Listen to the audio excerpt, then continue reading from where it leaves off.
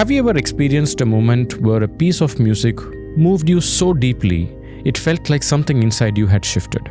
That subtle shift you feel, that release, that calm, or even that tears that come out is music doing its quiet, powerful work. It reaches places words cannot, gently tuning the nervous system and opening the heart. In today's episode, I speak with Dr. Shubham Kulkarni, an Ayurvedic physician who brings together the ancient science of Ayurveda with the universal language of music. Dr. Shubham uses music not just as an art form but as a powerful modality of healing, especially in palliative care and chronic illness. We explore how music, when applied with intention and knowledge, can open spaces within us that is even beyond what medicine can achieve. Dr. Shubham also shares his journey, his inspirations, and how he is weaving music into the core of his healing practice. Hope you enjoy this conversation, and now let's go over to Dr. Shubham Kulkarni. Welcome, Dr. Shubham. Thank you so much for making it to the podcast. It's a real honor to have you. Thank you so much. So, Dr. Shubham, you work in the field of, being an Ayurvedic doctor. You work on music therapy, and you do a lot with the mind-body connection. And also, I'm curious to talk more about the palliative care, and how Ayurveda and your music therapy helps there. So I'm looking forward to discuss all this with you. Same here, Dr. Vignesh. Thank you so much for having me here.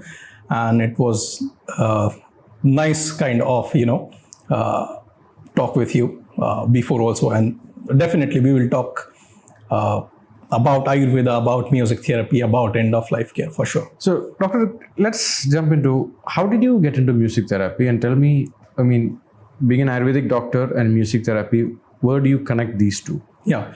So basically, I started my journey of music first from my childhood. So from past 22 years, I'm learning Indian classical music. So I'm very fortunate that my parents encouraged me for the music, basically Indian classical music.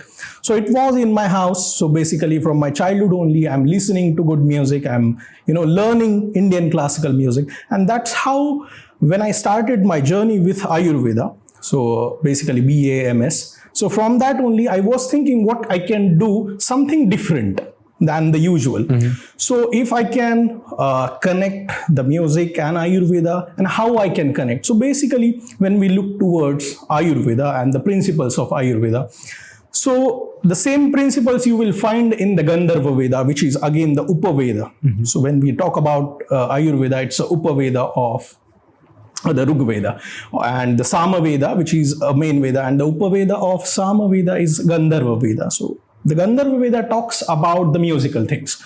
So then I started thinking about Gandharva Veda and Ayurveda and how I can connect both of these things. And then that's how I started with doing some kind of practice with some patients in the clinical OPD and in the college also. I started doing research. So first I started doing research in the field of music therapy in the Ayurvedic OPDs and IPDs of my college only. So I'm very fortunate that my college also encouraged me for the same, and they have given me the opportunity to do some kind of research in that field. And that's how I started with a few research and how I can use the Indian classical music therapy in different perspectives of the diseases, right from the psychological to the neurological diseases. I see. So tell me, explain more about in practice, how does this go? Yeah. So there are three kind of perspective when we look towards this. So first is Nada Chikitsa, is sound therapy. Second is music therapy, which is Sangeeta Chikitsa. And third one is the Raga therapy, Raga Chikitsa. So we will go one by one. So first is the Nada Chikitsa. So Nada is a very gross word. So from the text of musicology, you will see the verse for the word Nada or the Vyutpatti or the Nirukti etymology, which we call as Nakaram Pranamananam Dakaram Analam Viduhu. Mm-hmm. And it says about Pranagni Sayogattena Nada Abhidhiyate. So there is a connection of Prana and Agni, which is formation of the Nada, which we call as a sound. So we can use sound also as a therapy. So sound can be anything. So it can be just a sound of birds. It can be a sound of ocean also. which can be used as a therapy and which is soothing. Definitely, when we look towards any kind of sound, it should be soothing. Manaso anuguna shabda chikitsa. That's what Charaka says. Repeat that again. Manaso anuguna shabda chikitsa. So Shabda is the sound again. Yes. So Charaka says that's what, like Manaso Anuguna Shabda Chikitsa. So the music therapy is Manaso Anuguna Shabda Chikitsa. And when we look towards the music therapy, Sangeeta Chikitsa, the Sangeeta Ratnakara, one of the texts of musicology says that Geetam Vadyam Nrutyam Trayam Sangeetam Uchyate. So it's Geetam, vocal music, Vadyam, instrumental music, and Nrutyam, dance form of music. The trio of these three is combinedly called as a Sangeeta or the music.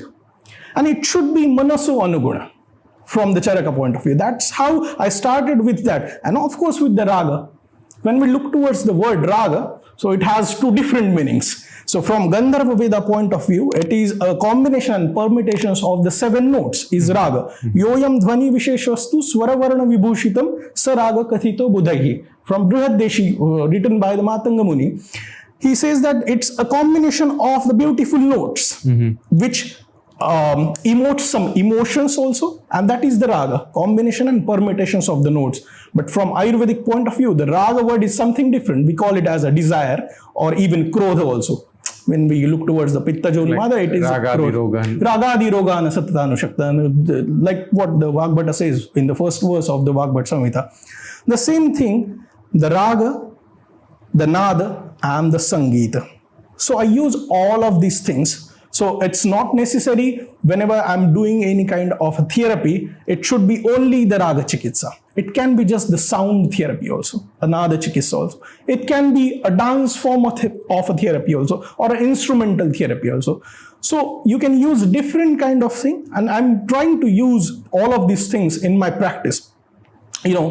Focusing on the Raga Chikitsa, I use different kinds of Ragas on different kinds of condition, and that's how I do the research in that field with the Raga Chikitsa in specific kind of condition, and it's totally based on Ayurvedic principle.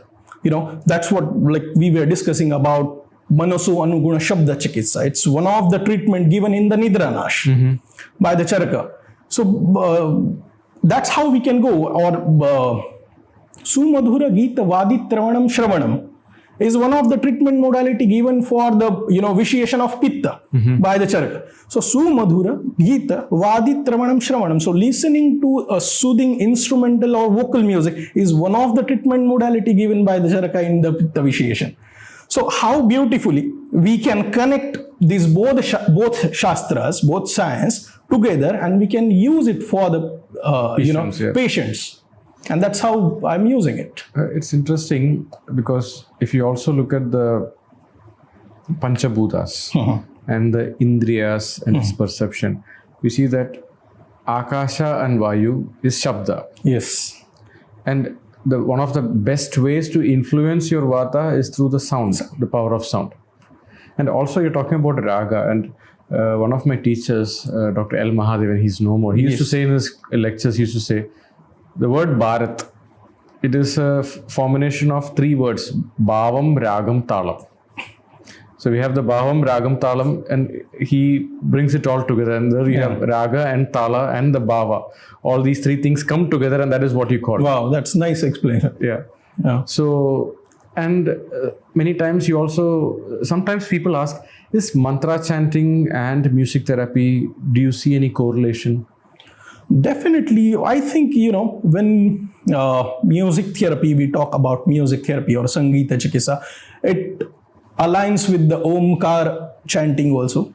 It aligns with the mantra chanting also.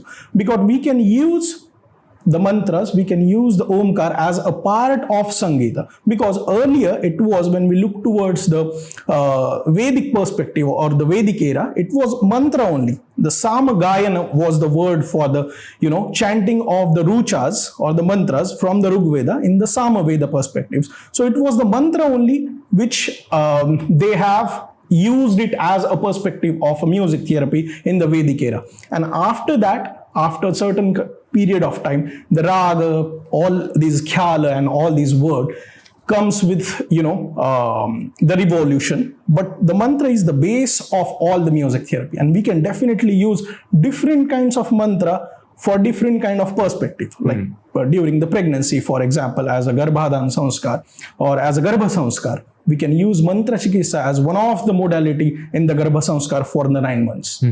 Even for the antya sanskar, at the end of life, we use mantra as one of a modality for giving peace or for that kind of transition from one life to another. So we use mantra. So mantra has a strong base in the music therapy. And like, as you say, it's a real connection with the music therapy of the mantra. So where do you see when it comes to, psychology?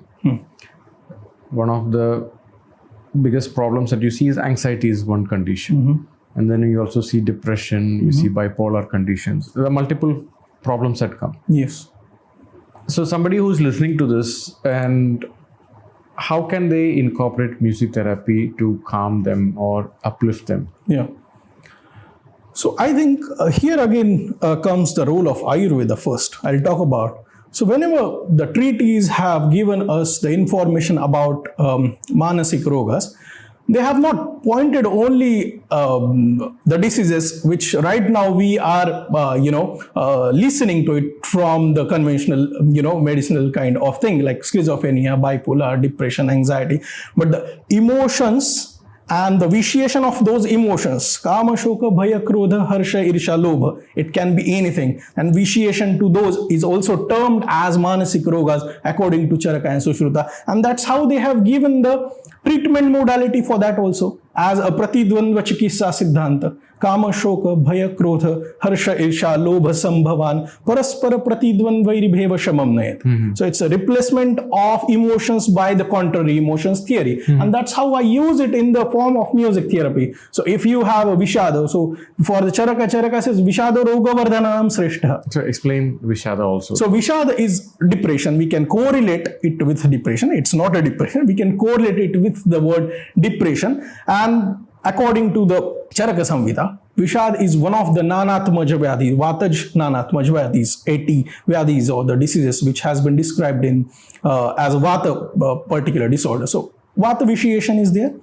So that's how I use, and Vishannatvam Dukkhitvam. There is a quote regarding Vishada, Vishannatvam Dukkhi. So there is a dukkha, there is a sadness, there is a grief in the depression.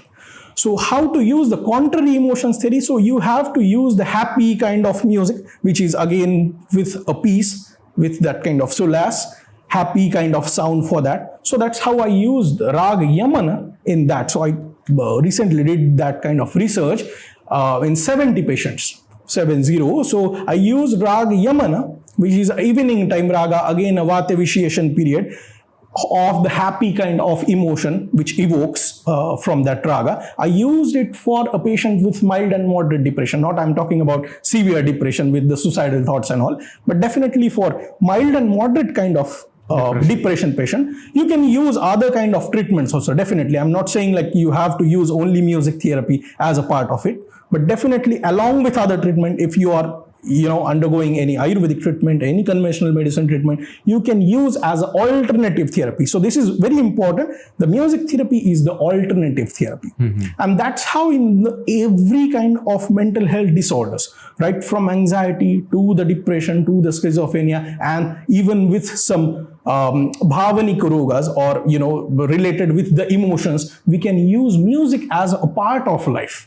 So it should be in the dinacharya. If you want to be stable mentally, the music should be in your dinacharya, as how we do the danta dhavana, kavala gandusha, everything. So it should be in your dinacharya. Any particular music or song that you recommend people listening? Okay, let's say somebody has anxiety or somebody has anger issues. Yeah. Or somebody has tendency to be on a sadness or a grief. Yeah. In these conditions, would you recommend any particular? Definitely, I will tell you the names of some music or some ragas for this kind of thing. But the music therapy which we are doing right now is basically patient-based. Patient-based. So we have to diagnose first that kind of condition. based on that patient, we can give the treatment from the musical therapy perspective. Like I'll say that for the biggest problem right now is Nidra Nash, for example. So for that insomnia, so I used Rag Darbari Kannada for that kind of disease, and it gave me significant result in that kind of research, that how the Darbari Kannada can be helpful for that. The same raga I used for the anger management, it gave me a good kind of result in that. So Rag Darbari Kannada is one of the treatment modality which like everyone can use. Before bedtime, they can listen to the Rag Darbari Kannada for 20 minutes and they can see the results of that. Again, there is a difference between musical therapy and musical concerts. So remember this, the musical concert is something different where it is specially for manoranjana. Okay, and therapy is something different. So to sing or to play an instrument in a concert, because I am a musician, so I can differentiate both the things also. When I'm playing in a concert, it's something different. But when I'm singing as a therapy, it's something different. Absolutely, yeah. You know, one is a group and one is an individual one. Exactly. It can be a group therapy also as a music therapy, but the approach towards the therapy is something different. It should be therapeutic relationship with that kind of music. You know, when it comes with the musical therapy, definitely people can use Raga Yamana for Vata Vishayation. That's what I have experienced, as I have used it in a Vishada. So people can, listen to Raga Yamana for 20 minutes, Rag Darbari Kannada for anger issues and for, insomnia, which is a biggest problem right now.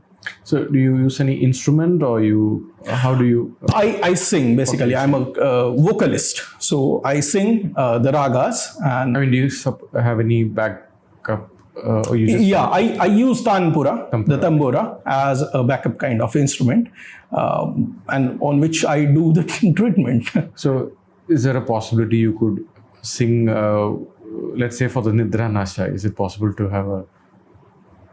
Yeah, definitely. Why not? Can I have my iPad, please? Yeah, sure. So this one is for people who have a difficulty to fall asleep. Yeah, exactly. So this is for the Nidra Nash, Rag Darbari Kannada. The rag has been used by the famous singer from India, Tansen. During Akbar times. During Akbar times, he used this for the Akbar only. Okay. So for his stress and insomnia, and that's how he was used to sing this raga in the court of the Akbar. That's how it named as Darbari Kannada. So Darbari is the court. So it's Darbari Kannada because of that.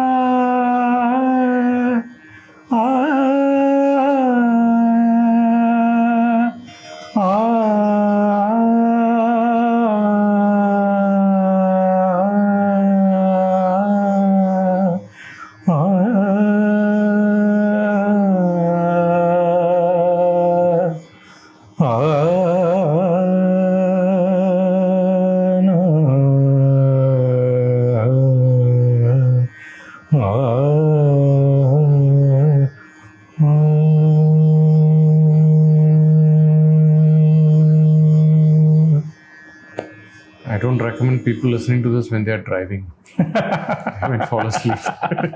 Exactly. But it's a very soothing, calming one. Yeah. So this is Rag Darbari kind. So as we have different time zones for Vata, Pitta, Kapha, so every Rag has its Gana Samay. So when to listen and when to sing. So this is of the night kind of Raga. Rag Darbari Kannada. So this is like a few, like it was a glimpse of this kind of raga, few notes I sung just. So that's how I use, but I give some recordings also. I have recorded some great musicians from India. So, it's not possible for me every time to sing in the clinic, a challenge, yes. Yeah. So it's better if they can listen to the recordings.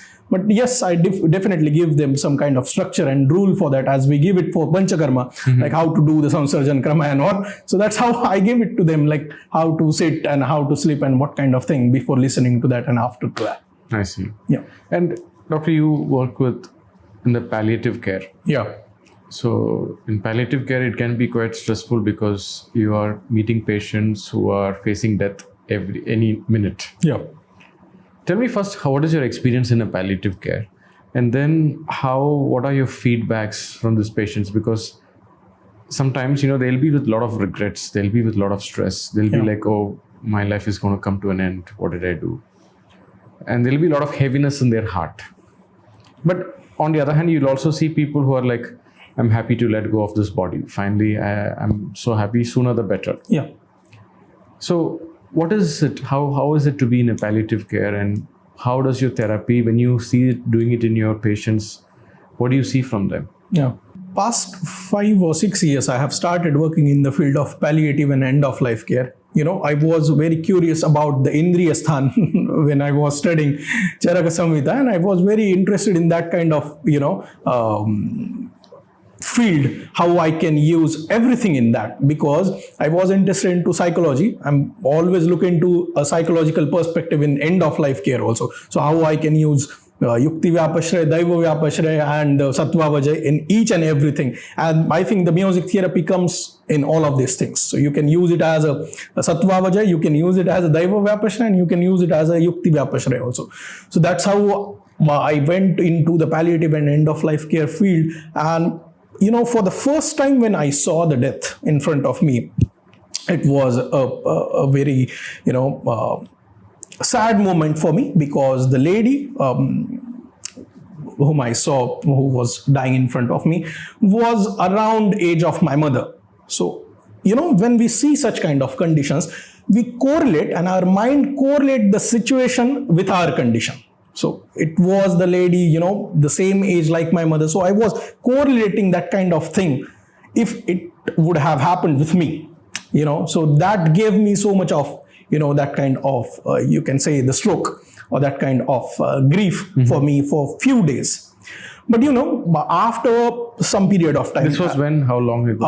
6-7 years ago. Okay. Yeah. So when I just started working in the field of end-of-life care, and the physician over there who was like, I was junior at that time, and the physician who was there, he counseled me very well. So he was working in this field, from quite a long period, and he gave me that kind of insight. Though he was from a allopathic background, he gave me that kind of insight towards this field. And you will face this kind of death and the situation every time. So that's how he gave me that kind of insight. But yeah, for sure, I'm very fortunate that I'm a student of Ayurveda. That's what I always say, that I am a student of Ayurveda and a student of music.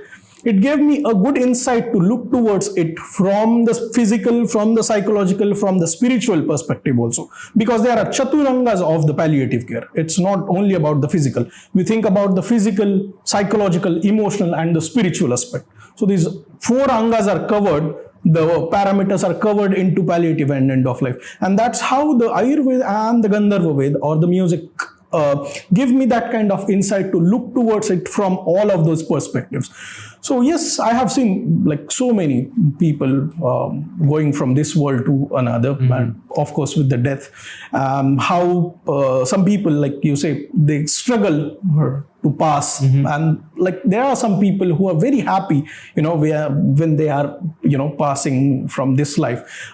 Sometimes it's very important for the caregivers also, or, for their children, how to behave with them at that point of time. And it's very important from Ayurvedic perspective also, or as a physician perspective also, to counsel both the people, sides, yes. both the sides, the caregivers also and the patients also, because it's very difficult sometimes to cope up with that condition for some people. So you have to do so, like how the attendant should be.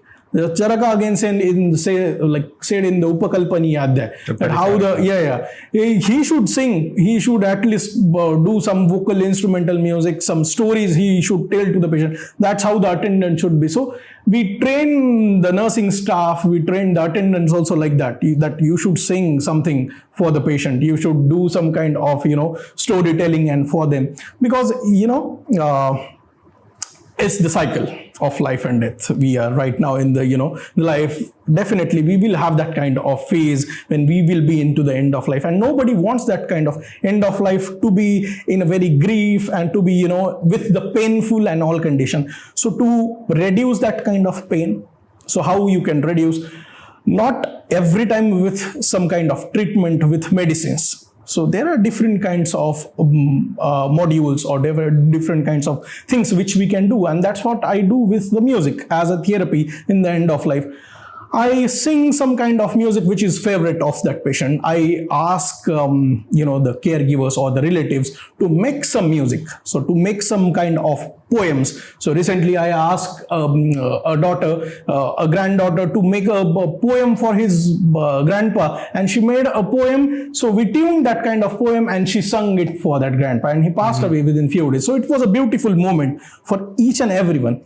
So that's how I work in this field. It's very challenging, but at the same time, I think the music and the Ayurvedic things and the principles keeps me, grounded, and keeps me that kind of, settled in that kind of moment.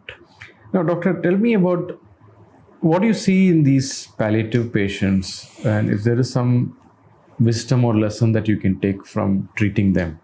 We say that as a doctor, my best teachers are my patients. Yeah. What did they teach you? Many of the patients right now, because we are in this materialistic world, so nobody wants to live this world, unfortunately. And nobody understands what... Nobody wants to leave or live. Live this, L-E-A-V. So live this world. Live this world, unfortunately. And it may sound wrong because I'm very young for this, because, as a physician, I'm talking about, so when you look into the verse or the shloka of the Bhagavad Gita, Dhyayato Vishayan Punsah Sangasteshu Upajayate, Sangata Sanjayate Kama Kamat Krodho Abhijayate, Krodhat Bhavati Sammoha, Sammohat Smriti Vibhramaha, Smriti Bhramshad Buddhinasho, Buddhinashat Pranashyati. So this means when we are attached with some kind of, objects, some kind of, materialistic things, we go into that materialistic pool. So that kind of attachment will arise some kama, that means the desires, which will arise the krodha, which will arise some bewilderment of memory, and which will again arise to the intelligence lost. And when there is a loss of intelligence, again that man will be again into that vicious cycle. So this is how right now I see towards the people when I say into the palliative and end of life care, and I deal with them daily with these kinds of patients with palliative and end of life. I work with hospice centers, I work with old age homes also. So it's, many of the people right now don't want to leave this world. They want to stay here only, want to connect it with this materialistic thing. So it's very difficult for them, to deal with this phase. If they, for example, if they are in the condition of cancer, for example, it's very difficult for them to digest that kind of thing that, yes, I'm diagnosed with cancer. So they don't enjoy or celebrate that kind of phase. They are just into the grief. Like the greatest author and whom I consider my idol in this field, Elizabeth Kubler-Ross, she has given the 5 stages of grief. So if you will see, They are like 5 stages of grief, like denial. There will be the denial, there will be the anger, there will be the bargaining. Always we bargain to the God that please save me from this kind of thing. Then there will be the depression, and there will be the acceptance. So these 5 stages, I see it daily. Some patients are into denial, some into anger phase, some into bargaining phase, some into depression, and some into acceptance phase. So finally they accept that nothing can be happen. Reality is reality. Exactly. So that kind of, essence of that shunyatva is very important in that phase. That's what I think. And unfortunately, like many people are not into that kind of thing. That's how what I think is a journey of a person towards a spiritual thing will give him or her that kind of insight toward this kind of phase, how to deal this kind of phase. So I have learned it from many gurus who are working in this kind of field, like Elizabeth Kubler-Ross, whom I read a lot, or my great physicians whom I work with them, or with Dr. Robert Svoboda or Dr. Claudia Welch. These people are working in this kind of field. They have certain kind of knowledge in this kind of field, and I learned from them only. And that's how I'm into this kind of path, to learn actually that how to live the life. And when you understand about the death and about what is death actually, person actually lives the life very simply and very nicely. That's what I think. And that is very important. That's what I think. So doctor, let's go to that 5 stages of grief. Yeah. So the first step is denial. So when they are in denial, naturally they are not able to accept the reality. So they go into a very frustrating anger, and they're angry with the world. They're angry. They become like a victim. Yeah. And then they realize they cannot continue like this because it's not helping them. Yeah. And then explain more about the bargaining. What exactly is the bargaining part? So, it's the human tendency to bargain with everything, just going to the market also, or even bargain with the supreme deity, you can say. So it can be with anything. So bargaining can be with the physician also. So if a Rugna, or if a patient is considering him as a supreme, so he can bargain with him also, that please save me from this kind of condition, and I will give you this. This is also because he has been through such a phase of denial, then the anger, so it is remained there. Again, he understood that there will be no point again to be in that kind of phase of anger and all. Then he started slowly with bargain. So bargain with the supreme deity, that please save me from this kind of phase, or this pain, or this kind of thing. So it's a very short period of time a person can bargain, but definitely everyone bargains for, to save his life. And that's the condition where he understood that kind of phase, that nobody is here with me. I'm alone. I came alone and I will go alone. So how much the money I have, how much fame I have, how much people I have surrounding me, So nobody can help you in that kind of phase. You have to deal with your own body, your own mind, and your own spirit. Mm-hmm. And that's how the phase of bargain continues with the acceptance. Mm-hmm. First the depression and then the acceptance. So when the person will be depressed, when he will do the bargaining and he will understood that there is no point even in bargaining also. You have to just accept. Sooner you accept, better. Exactly. And that's how a person went to this kind of 5 stages. So every phase is very important. If you see from Ayurvedic point of view, every phase we can definitely help them with Sattva Vajay, Daiva Vyapashray, Yukti Vyapashray, everything. So when we talk about Sattva Vajay, we are actually doing Sattva Vajay for these people. Daiva Vyapashray, anything, just the chanting of a mantra can be a part of Daiva Vyapashray. That's how we can help them in the Daiva Vyapashray. Just for the listeners to understand, explain Sattva Vajay and Daiva Vyapashray, because, Daiva Vyapashray is somewhere you're connecting with the spirit beyond your body, Yes. And Sattva Vajay, you're using your logic in a way that your mental resilience comes back. Yeah.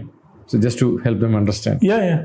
So when we talk about the sattva vajay, so what we think, like there will be the sattva, rajas, tamas in everybody. Like we are made up of sattva, rajas, tama, but there is only vitiation of raja and tama. At that time, the sattva will be very low, and someone will be having any kind of manasik or sharirika or any psychosomatic disorder. So sattva vajay, we can correlate it with cognitive behavioral therapy, something like that. We can correlate it with the modern terminologies. Daiva Vyapashray is definitely a spiritual therapy. So spiritual therapy can be anything. So doing a yajna also can be a spiritual therapy or Daiva Vyapashray, or going to a pilgrimage is also a Daiva Vyapashray, or chanting some mantra is also a part of Daiva Vyapashray. So again, when we are talking about sattva vajay, when we are talking about daiva vyapashraya, spiritual therapies, these factors are really very important in the end of life phase than the medicines. No salines, no injections, no medicines will work at that kind of particular phase in the denial, anger, and bargaining and depression. So here comes the role of Ayurveda. That's what I think in every phase. So that's how we can calm them down, and we can give them that kind of insight that what is life and how you have come to this kind of phase and what will be there after this, so that that person can live this world peacefully. So the peace is very important. That state is very important of silence and peace. After all, whatever we are doing is just for the peace. And that peace is very important at the time of death. So we never want someone in front of us also to let their body or to leave their body in a pain. We want them to die peacefully. That's one of the best things you can have. Exactly. I've heard one person say, one of the greatest wishes you can ask for is having a peaceful death. Exactly. And it come from how you are in your life, so that the happy mind, happy family, happy society, happy community, happy country is very important for that. I remember the one line from a book of Dr. David Frawley. He says that what are the basic needs of human being? So usually we say that the food, shelter, and clothes are the basic needs of. And he added in that the happy family is again right now a basic need of a human being. So a happy family, very important point from the psychological point of view. You see, in the end of life phase, there are few people or there are few children who are not with their parents, who are just running for their own career, their own growth and all, and they are not with their parents. This is of no use. You are not with your parents when they are struggling in their end of life phase. This is very poor condition right now. In every world, not I'm talking about any specific, state or country or something like that. This is very poor condition. And this is how the happy family structure is very important. That's how it's very important from the book of Dr. David Frawley that he has mentioned the happy family is the basic need of a human being right now in this era. So I think that plays an important role. Exactly. And we were talking about having a peaceful death is a wish. But is there anything that we can do to have a peaceful death? Definitely. We can do. Definitely. As a physician, I think every Ayurvedic physician, every person who works in the field of Ayurveda is a good or can be a good end of life care physician. And for that, I think every physician should visit or should work at least one day in his life in palliative or end of life care. And that's how you get the approach towards this kind of field, exactly how to live the life and what is the life if you want to know, or if someone also wants to know. And that's how I suggest to my patients also. I'll tell you, not only in India, when I practice in abroad also, so I suggest them, patient comes with anxiety, depression, this problem and that problem. I suggest them just work voluntarily one day in any palliative or end of life care center. Voluntarily, just go there, have some good time with them, have some good food with them, enjoy with them, read some books for them, enjoy some kind of music for them. It's a good therapy. You will understand that you are alone in this life. You came alone and you will go alone. Everything will be taken away. Exactly. Including your body. Exactly. Exactly. It's Nashvara. So it's nothing. So you have to deal with your own body, mind, spirit alone. So the physicians, the doctors are just helping you. They are also helping you for that peaceful death only. Yeah, I understand. That is important. They're not helping you in that phase, like to stay here. They're just helping you, giving you some medicines so that you can die peacefully. So, Doctor, when you might come across patients who are, fear of death is one of our biggest fears. Yeah. So, but on the other hand, you'll also see people saying, I'm happy to go. Yeah. And you'll see these two conflicts. But when you see a patient who's like very afraid and panicking, maybe they got a diagnosis that it's a terminal disease and the doctor's ultimatum was given. When they come to you with this kind of an anxiety and fear and I don't want to die and there's a lot of things, as you say, they don't want to let go of the materialistic world. Yeah. How is your approach to these patients? You are facing their real fears in their eyes. Yeah. So, the counseling is the best medium. And how is your counseling? Yeah. So a regular counseling is a best medium to deal with these kinds of. It should be very normal counseling. It should not be a typical psychologist and a patient kind of counseling. It should be very healthy atmosphere, first of all, in the old age home or hospice centers or palliative care centers. And we keep that kind of thing, casual thing. So it should be like, talking about their family, talking about their, own career, how they lived their life, what was there in their family, what was there in their own career, jobs and all kind of thing. This is how you can understand them. What I think, many of the people wants them to understand them in that particular phase. So to understand them, this is very important, not just to counseling. Counseling is also maybe a wrong word, but just a communication.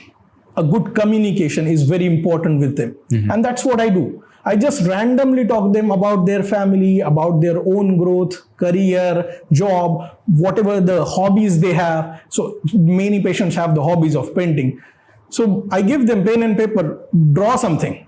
Many patients have the hobby of singing something or playing something. So we use that kind of instruments and therapeutic models to give them that kind of peace. They are in their grief, they are in their own, struggle, that how I'm going and why I'm going. So these are the things which can definitely help them to give that kind of solace, at least that kind of peace for that period of time, Definitely with, so it's different for different community. I'm talking only from one perspective, but there are like different religions have different kinds of prayers, which one can use. So the earlier, when I was working with one of the palliative care centers, we used to have some pandits, some priests in the center, to have that kind of conversation with the patients. Very important. A spiritual thing is very important, which is very connected with the people. So at the end of life also, it's very important to have that kind of connection with that priest, pandit, at least whatever you want to share, whatever you want to confess also, you can do that. So it's a free mind going away from this world. It should not be surrounded by so many guilt, so many, too much of jealousy, too much of greed, too much of anything.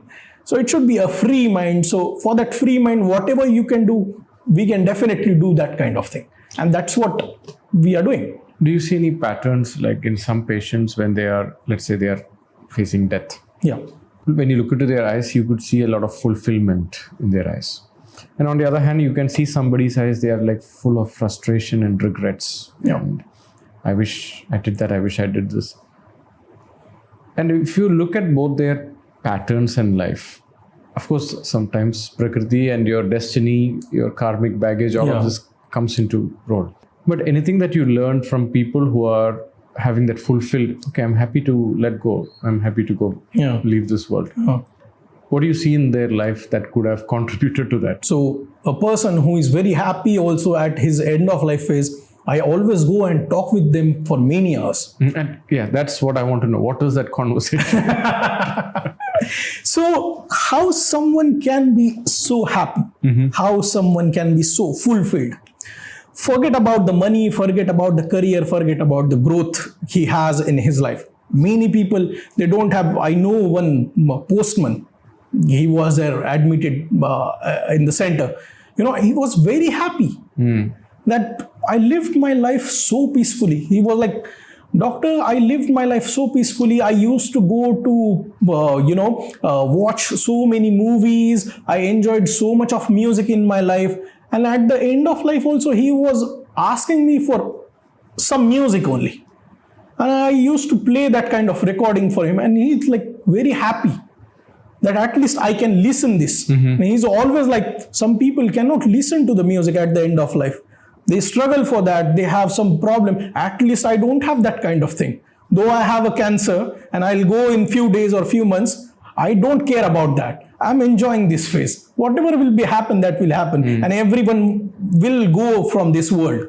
This kind of approach, like, you cannot buy this kind of approach. The money cannot buy. I have seen so many patients with, like, they have a lot of money.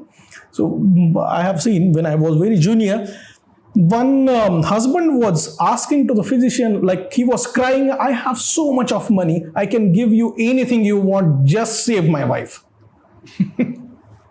What is this? No one can do anything at this phase, though you have money, though you have that kind of, wealth. As you say, that karmic bondage, your karma, your daiva will take you to that kind of world. So it's better to face that kind of phase peacefully and with that kind of, satisfaction. So it can happen to anybody. So we are now like talking about these elderly people, but I have seen some deaths of children also. At that time you feel very sad. But again, it can be a karma. It can be a purva janma kruta karma, past life kind of karma.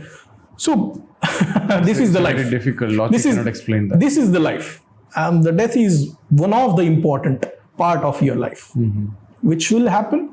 And this is how that cycle will go. So whatever you can do for the society, for the community, and for everyone, we should do at least honestly, from any point or from any kind of thing, whether it's Ayurveda, whether it's music, whether it's anything.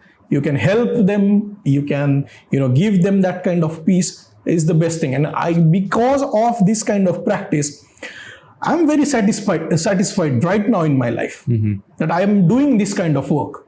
I think it's a blessing of my gurus. I think it's blessing of my family and everyone and people like you and all the people who inspires me a lot. So I think these are blessings for me that I'm working in this field and not struggling, but I'm enjoying this kind of working with these people for their mind, body and spirit. And that's how it is. It's a very profound gift to find your dharma. Yeah, exactly. And this is what my dharma is.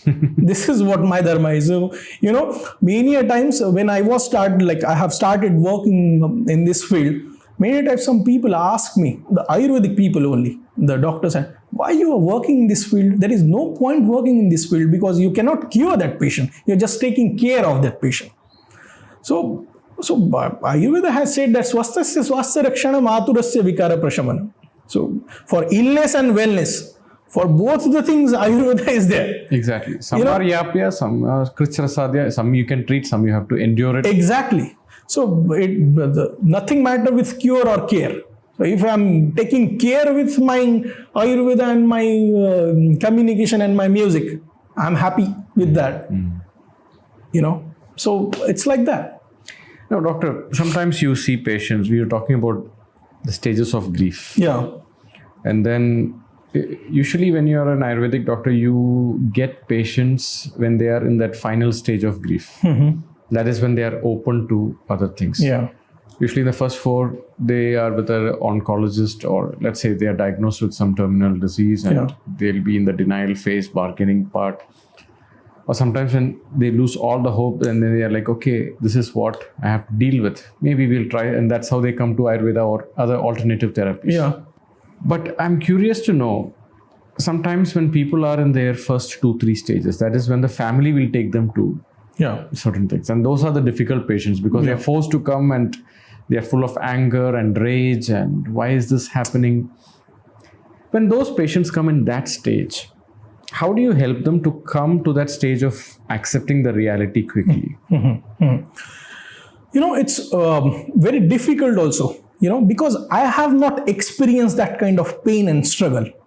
If somebody has not experienced that kind of, for example, a pain of a cancer or a pain after chemotherapy, so how I can counsel or communicate with that patient? Because I have not experienced what he is going through. In that phase, what I did recently, I asked one previous patient to come and counsel that patient. He was going through the same phase and he recovered with that grief. I asked him, please come and please just talk and communicate whatever your experience is with this kind of treatment and all kind of. I'm not, into that kind of whether you have to take allopathy or Ayurveda or something like that. Whatever you want, you have your own choice. But definitely when you are coming to me, I can help you with this kind of grief counseling and all. So I asked that other patient to come and do that counseling. It helped a lot. When I was dealing with that person, he was not responding to me that much because he was like, you don't know this pain. You don't know this struggle. How can I trust you? That's exactly. So that trust is very important. So that's why I called one of my previous patients to counsel that kind of, and he just, told that kind of story of his journey and how he gets motivated with, the treatment, this kind of communication with the music and all. And that's how that patient was like very happy with that kind of communication. That's how he started communicating with me also, slowly.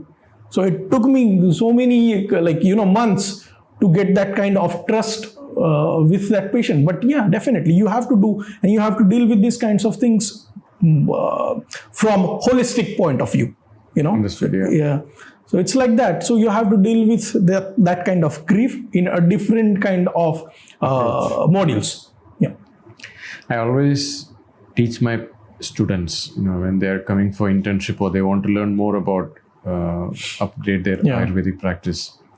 So I always tell them, whenever a patient comes, there's this difference between sympathy and empathy. Yeah. Like empathy is you feel their pain, but sympathy is you don't become that.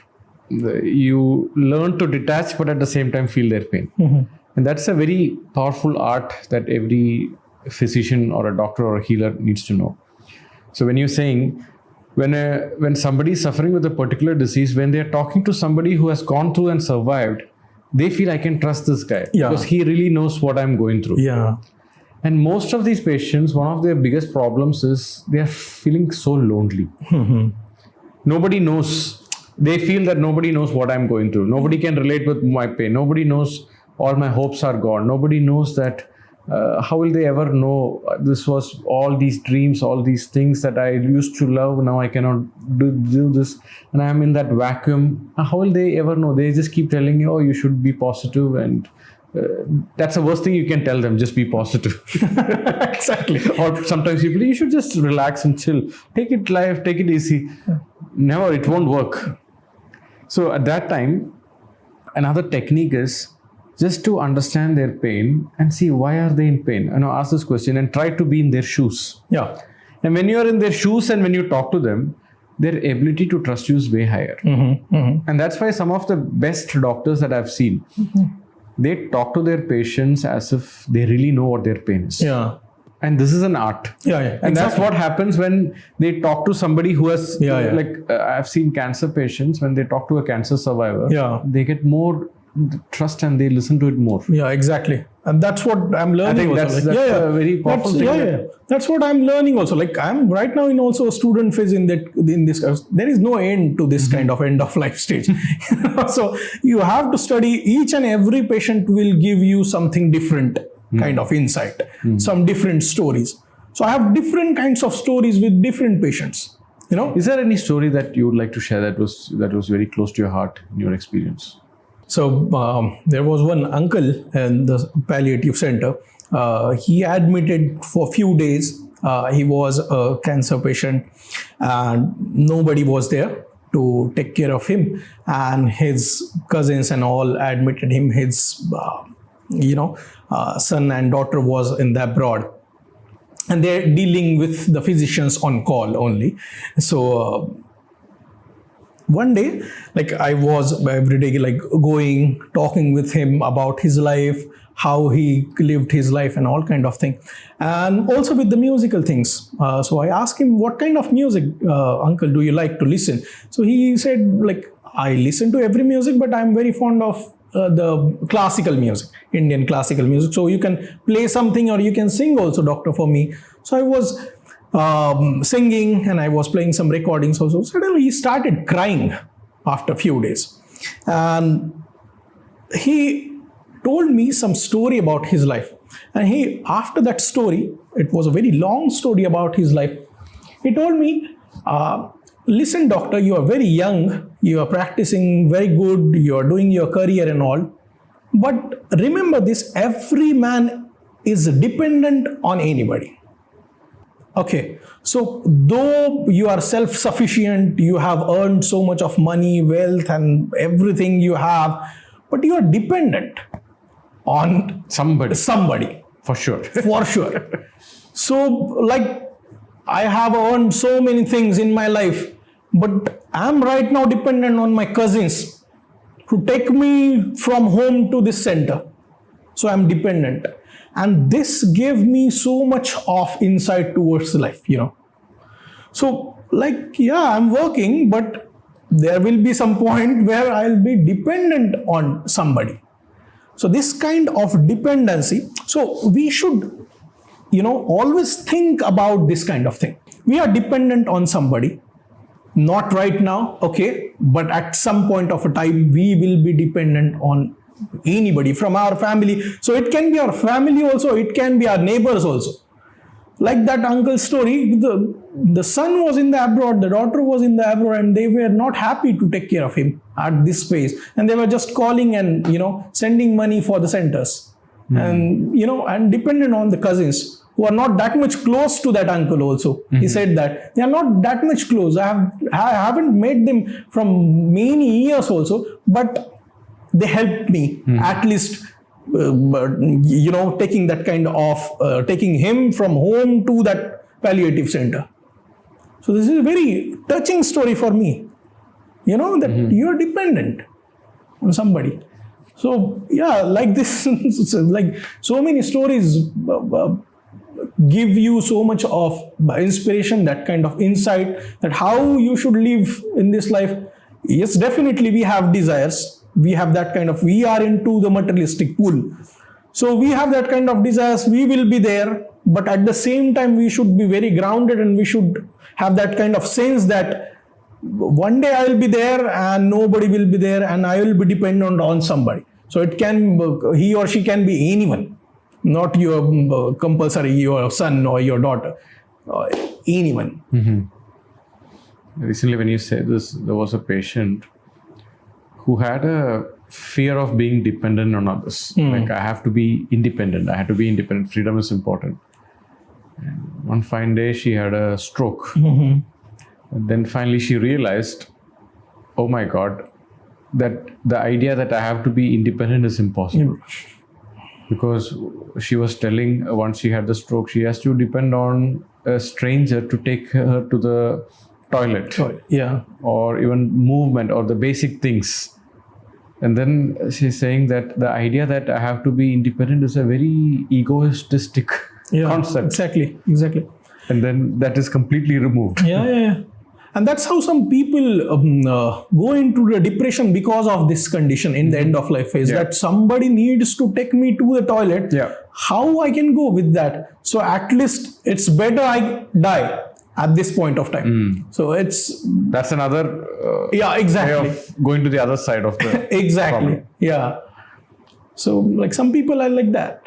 So what this patient whom I'm speaking about, what she said is that the idea that I can be independent is a false imagination. It's a false fantasy. And that was one of her challenges when she was going through this. And the day she made peace, yes, it's okay to take help. It's okay to be part of this. And then what happens is when you are thinking, I want to be independent, somewhere you feel you can have your own protection and you will be independent of others' thing. But it's never, we are always interconnected. You are completely dependent on the oxygen that is released by the plants. Exactly. And that is your fuel, and your carbon dioxide is the fuel for the plants. Yeah. So we all are dependent or independent. I mean, we all are dependent, codependent and dependent in many ways. Yeah. And some people have this, no, I don't want to be independent because then I have to rely on this person. Then I'm feeling I'm completely at the mercy of the other person. That can be understood. But in general, you need to be independent in some parts of your thinking, but dependent on some parts. That thin line we need to learn to walk. Yeah, exactly. And that is very important, Yeah. I think people who accept that part, they reach that 5 stages of grief. Yeah, exactly. To that stage of acceptance much quicker. Exactly. And people who struggle to take help or be dependent, they get stuck in that anger mode or exactly. bargaining That's mode. true. That's true. I think that's what I think. Yeah, that's for sure. And that struggling is very, so sad thing to see as, as a caregiver also, or as a physician also. It's very sad, So we always correlate these things with our family, our things. So if the a woman is of 90 of the age, I'll correlate that thing with my grandmother. How the things will be with her, if she is suffering this kind of thing. Many a times it's not the disease, it's just the age which is taking you, but the struggling kind of phase for few days, for few months. It's very sad to see that kind of thing. But with this kind of practice and with this kind of thing, you get used to it, this kind of thing. But it's not like that you are stone-hearted.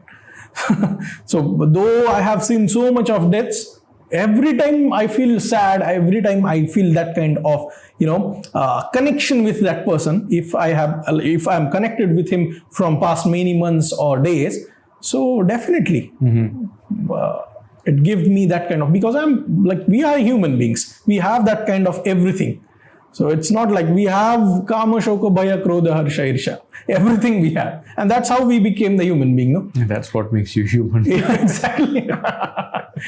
That's what makes you human. Exactly. So this is the life and this is the cycle. And just trying to, give that kind of peace with this kind of talk, Ayurvedic treatments, and also with the music therapy, which I use more in every phase of the life. Now, doctor, coming back to the music therapy. Okay. Now, where all would you recommend patients going through? What all the types of symptoms where you use that? Sometimes, women when they are pregnant, they're told you need to listen to this mantra. Some people, they even put the mantras on their tummy of the mother. Yeah. So give your ideas there.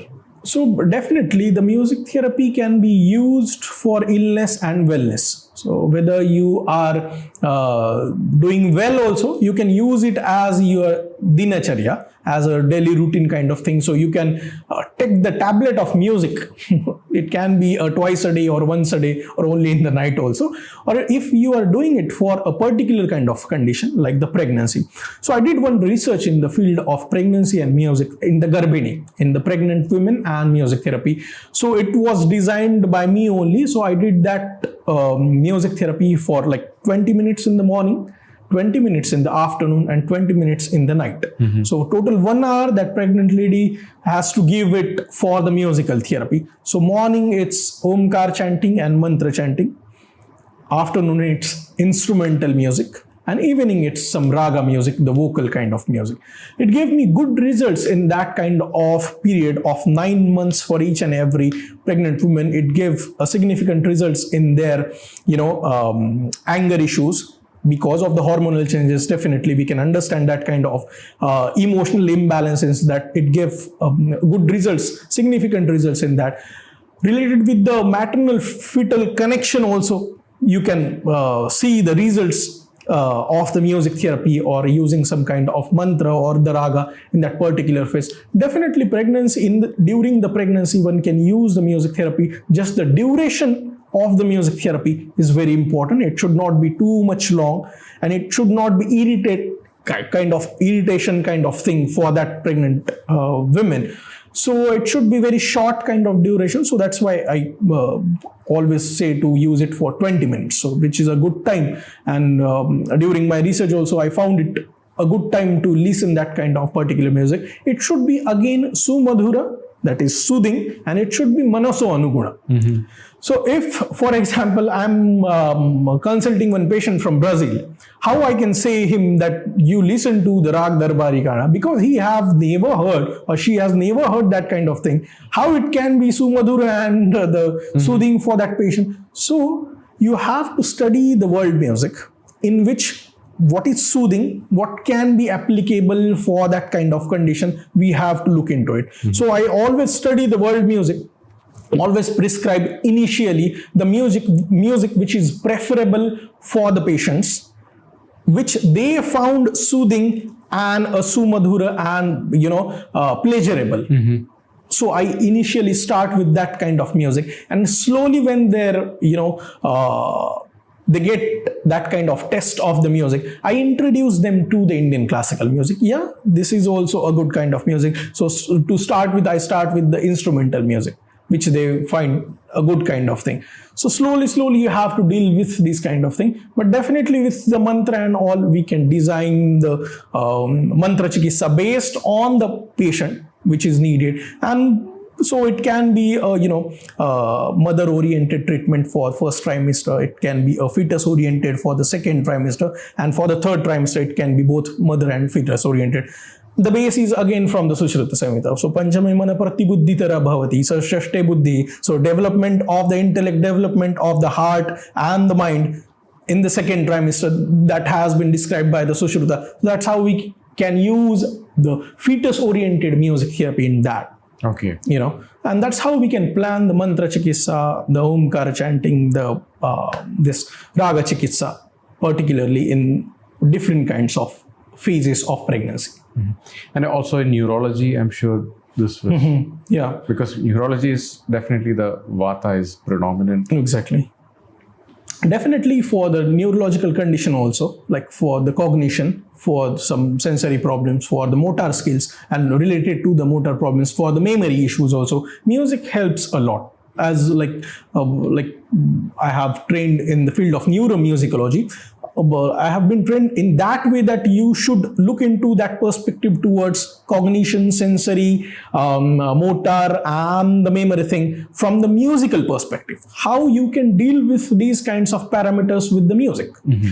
So it can be anything. So it can be active music therapy also, or a passive music therapy also. So active means a patient actively participates with you. Mm-hmm. So I'll give you a picture. So I use hand drums for some of the neurological patients, like let's say for the stroke patients, they are bedridden for some period of time. I use hand drums for them. So if they have inability to clap, inability to move their hands. So we use physiotherapy and all kind of thing. Along with those physiotherapists, I use some musical drums. I see.